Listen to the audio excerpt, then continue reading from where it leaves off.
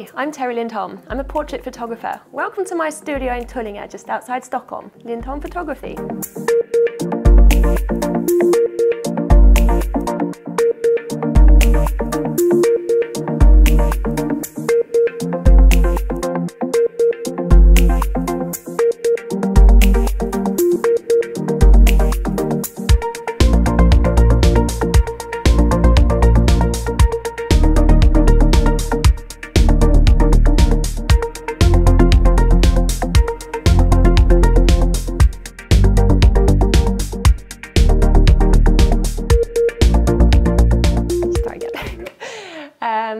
So at the bottom and in the beginning of my formal education is as a physicist, and I did my PhD in Switzerland as an atomic physicist, and then moved to London, and it was there in Switzerland I met my Swedish boyfriend, and then via London and eventually here to Stockholm working as a medical physicist.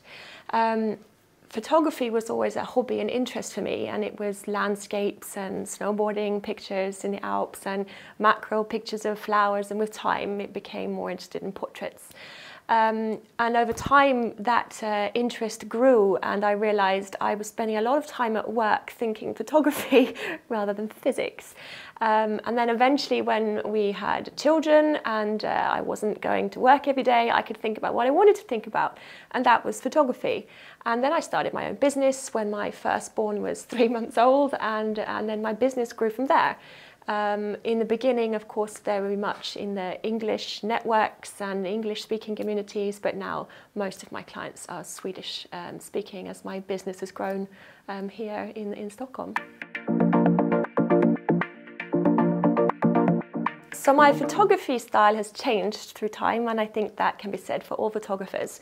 I first started out using only natural light and a reflector if I was feeling adventurous, and I was very much focused on expression and getting the clients to trust me and getting natural lifestyle images. As time grew and my confidence grew in using light to add an extra dimension to the picture, my focus has become much more on creating a timeless portrait, but at the same time I want to have that trust and connection with who I'm photographing. Most of my clients are actually children and families.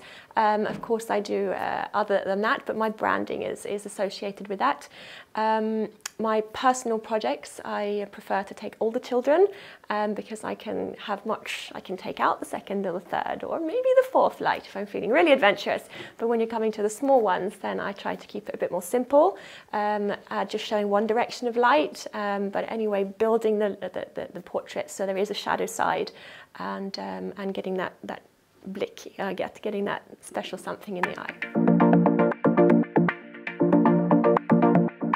So I opened my studio in 2012, and that's 4 years ago.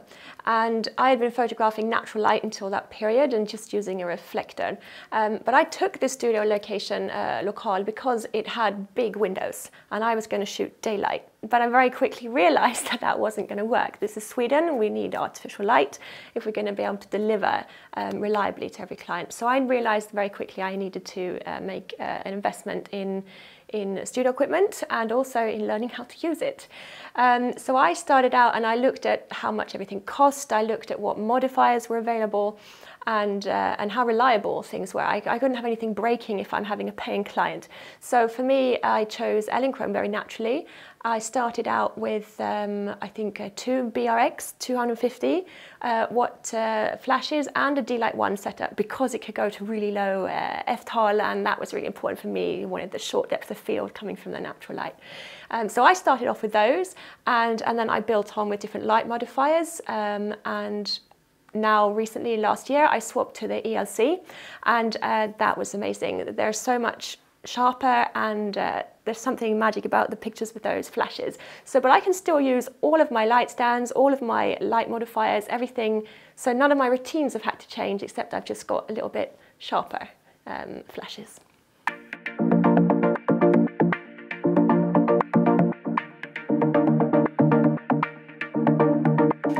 This portrait of a little girl, she is 6 months and she's not been sitting very long. And I had this idea in my head of having the baby in a bird's nest. And I got my local flower shop to make this with birch twigs. And the idea was actually for newborn, but the florist decided that the dimensions I gave her were completely too small for a newborn. So she doubled it. She's like, okay, what am I going to do with that? But then I got the idea, well, I can have sitting babies in a bird's nest instead. And so I've decorated it with some flowers and butterflies, and I've got this adorable little girl. And this I've taken with my my go-to setup in the studio for babies, and that's my 135 Octobox. So it's very big and very soft light, but I can still get a direction. And you know, even if the babies are crawling around, I'm still going to get a great shot with nice lighting. So this is really my workhorse setup and what much of my work would look like. So this was special for me because I had a specific idea from the beginning, which I had to reevaluate to make use of what I just paid for. But it turned out to be a hit, and now I have clients coming because this is on my website and they say, I want that picture. Okay, we'll do that. So I do. So this picture I put together last year for the Swedish Masters in Portrait Photography. There is a category last year, we have a themed category every year, and last year it was Inventens tider, which means in times of waiting, which is usually associated as an expression in times of pregnancy. And when you're pregnant, you have a goal picture, something to focus on to get you through the difficulties, particularly the birthing process. And that's like the focus point of everything. So I had this idea of times of waiting, we have a clock and a focus point in the middle, and putting the interpretation of that title together. And I came up with this. So we have the clock of her waiting and the gold picture of the baby in the middle here. And this picture actually won gold, so that was nice. I get many clients coming in with older children, not just babies, and they are mostly looking for the sibling shot. It's something that's missing, it's nothing they can do themselves, it's not simple, but 99% of the times it goes. This is one of my favourite setups for children in the under 8s basically. I'm going to get them sitting as a train and they can tickle each other and we can act a fool to get a good reaction from them. And I'm using a really big softbox here again, and so we get a nice shadow side which I'm lighting up with a reflector. And this shot, every parent wants it. If they've got 2 or 3 children, it always works. And here we've done a really big canvas of it, which is just stunning.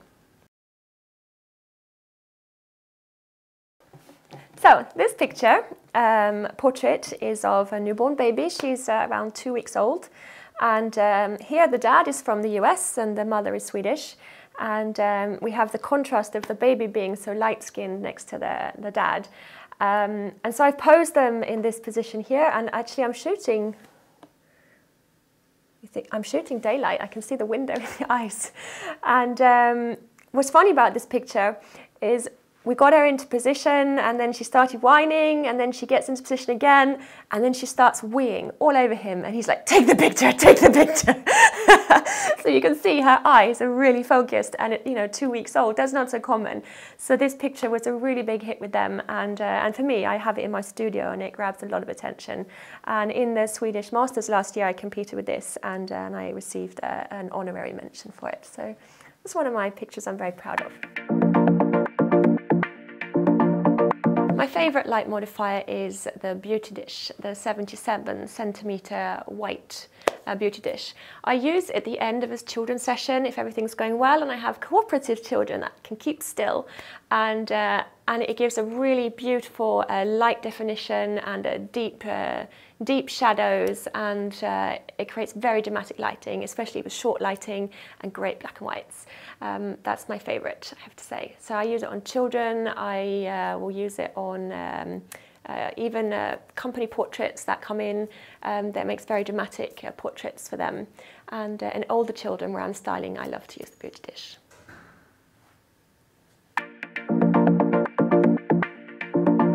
Thanks for looking in. If you want to see more films like this, then don't forget to subscribe to Aifo's YouTube channel. Hej då!